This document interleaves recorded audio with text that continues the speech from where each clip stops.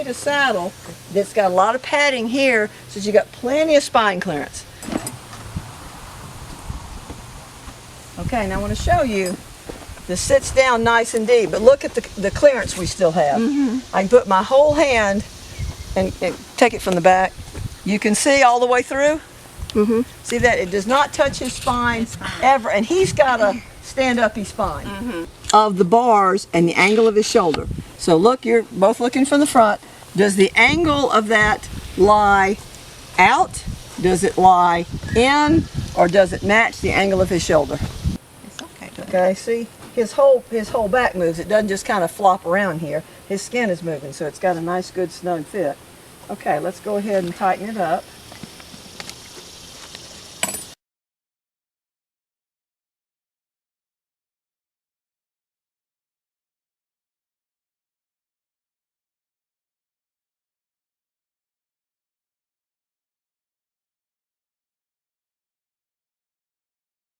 In the butt.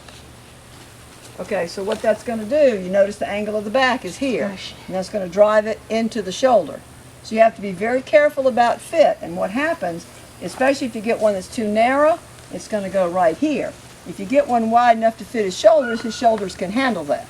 And you want to make sure though that the pad is substantial, but saddle fit becomes really important on these butt-high horses, particularly one with wide shoulders. I mean, we can compensate with a pad, but we don't want to disguise with a pad. So we want to see really what we're dealing with. So we just got, and see, this is wool and it just fits to the back. So we're going to retain the shape of the back so we're not getting any lies as we're putting the saddles on. Where that screw back would come in, across here. We're going to measure straight across, and we've got a super wide tree here. We've got an 8-inch gullet, which is considered full quarter-horse bars. Now you'll see a lot of people advertise full quarter-horse bars in a 7-inch gullet. Actually, full quarter-horse bars is 7.5 or 8. Quarter-horse bars are 7. Semi-quarter-horse bars is 6 3/4. But the other thing we have going on here is an extremely wide bar spread. Not only do we have a wide gullet, if you'll notice, look how that angle comes way out. See that? So this is for a horse with flat withers. A lot of quarter horses get what we call mutton withers. Arabians will get mutton withers. They gain a lot of weight, they don't have a high withers, and it's just round muscle and fat. It's very difficult to get a saddle to stay in place because the tree, if it's too narrow, it's going to sit up on top and roll. If it's too wide, it's going to roll because it doesn't fit. So we're going to put this on him, and my guess is it's probably going to fit pretty well. The problem is with a fiberglass tree is it continues to expand, it continues to flex, and this all collapses and it sits down on their withers with the weight of a rider.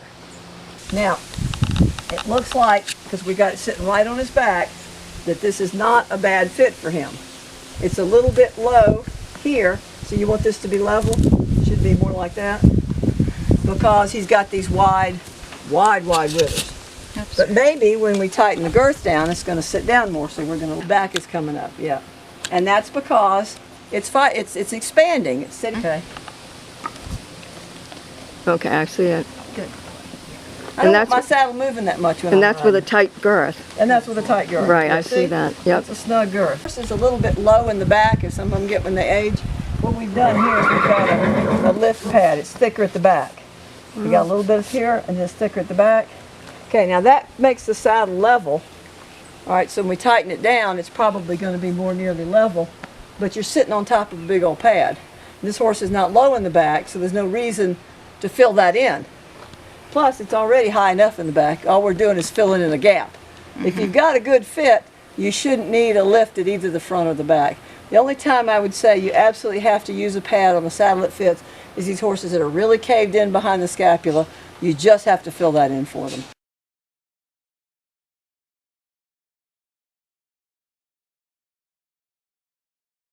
Sitting down the I mean, look at that. We get very little movement. It's still got room. We've still got clearance. Touching his spine. And it's down on the back. Now, obviously, we would use a thicker pad, but I want, like I said, when you're doing saddle fit, you use the thinnest thing possible because you're looking for angles. You're looking for the general shape of the saddle fitting the general shape of the horse's back. Good fit. We still have clearance. It fits the angle of his shoulder. It sits down on him. Now, I don't have the girth fastened, then look at the difference. Wow. So you can't even Without pull a it off girth, because it fits him. Because it fits. Right. Wow. Okay. This is probably the most difficult horse to fit. The horse with the broad shoulder and the high withers. And the reason we're seeing this conformation is that quarter horses were getting really, really short and really, really stout. And so the Quarter Horse Association allowed thoroughbreds to be bred back into quarter horses because that's where they came from originally. What happens though when you cross thoroughbreds and quarter horses, you get attributes of both. Sometimes you get a little bit longer legged, a little longer quarter horse, but sometimes you get the thoroughbred withers and the quarter horse shoulder. And it's a bad combination for saddle fitting. It makes for a nice horse because you got good withers, you got good shoulder, you got good substance of the horse. But unfortunately, as you can see, that's a very difficult back to configure because if it fits the shoulder, what's it going to do with the withers? You got all this rattle around relatively thin. Okay. Now, some people put this pad next to the horse. Some people put it over the pad. So we're going to put it over the pad for now. Okay. Now you see. And you start up high where you can slide it back a little bit. One thing is that this pad does not have withers relief. They make pads that have a dramatic rise here. I would invest in that for this horse. The whole idea behind the withers relief is that when you tighten down the girth, this isn't pressing on them. You want to, when you pull down that girth, this will still be free because you don't want any pressure on the withers. So this horse needs a withers relief pad where the other horse did not because he didn't have this extreme high withers. Okay, we got this. Now we're going to freedom for it to go over that extremely high withers. Okay. So that the pad is in the same, see how it's going up in the front? The pad will come straight because you've got the extra, it's not lifting it. Okay, so we're going to fit that in right behind there. Level. We've got good clearance here, but this saddle is wide enough to handle the extra pad. Okay. Now you want to look at the angle of the shoulder. Okay. You want to see if it's got to fit. Okay, now we're going to tighten down the girth and see what we got. Now it's going to look funky because we got the pad on it. When we tighten down the girth is when you're going to see how it fits. That's why you do saddle fitting with a thin blanket. You don't do it with all the extra compensating.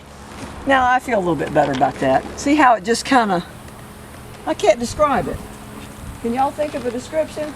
Well, How it just sort of slides soaks right down it on them soaks like, into his body. thank you. Yeah, That's exactly it. It sinks right into where it's, see now this is